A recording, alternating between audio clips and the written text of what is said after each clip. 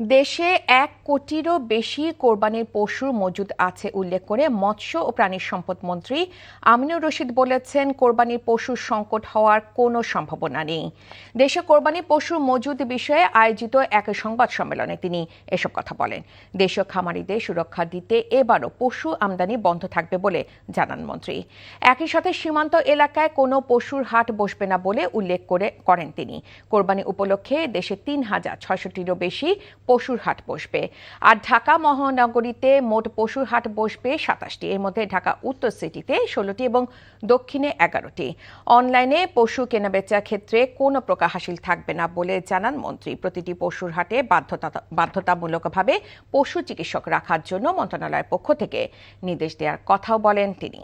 মুহূর্তে আমাদের খামারিদের কাছে গরু, ভেড়া এবং ছাগল সব মিলিয়ে আমাদের কোরবানির যে পরিমাণ সেটা 1 কোটির উপরে আছে। আমরা আশা করি পশুর চাহিদা যা আছে ওই পরিমাণ আমাদের খামারিদের আমাদের দেশেই এই মুহূর্তে উৎপাদন আছে। সুতরাং কোরবানির পশুর প্রশ্নে এখানে শর্টেজ পড়ার কোনো সম্ভাবনা নাই।